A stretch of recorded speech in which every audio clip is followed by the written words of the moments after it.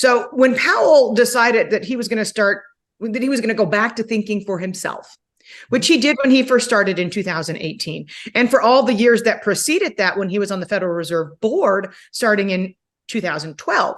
So when Powell decided he was going to go back to thinking for himself, he said, logically, what's wrong with this picture? Let's take a step back. And I think he determined it's this assumption that it's my job, Jay Powell, as chair of the Fed, to make sure that nobody loses any money in the markets, whether it's housing or commercial real estate or the stock market or the bond market, or you name it. Nobody loses any money. And that is what boxed in Fed policy and made the box increasingly shrink.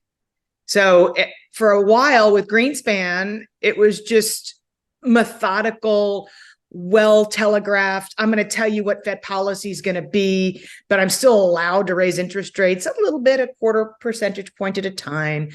And then with Bernanke, it became, no. We have to have zero interest rates. Mm-hmm. And then when the financial crisis got to be really bad, then the Fed had to start hoovering up treasuries. And then it kind of segued into, well, you better buy up all the mortgage-backed securities. It created a monster. Mm-hmm. And Powell's trying to kill that monster. And I applaud him. And most people don't believe that that's where he's coming from for the greater good, because we should, the United States of America, should be able to have an economy that can functionally operate with positive interest rates, period, end. And we became one that couldn't. We became highly dysfunctional, more like a third world economy. And he also knows on a practical, humane level that the Fed put was critical in widening the inequality gap in the United States. So on a human level, he also knows that it's the right thing to do to get rid of this.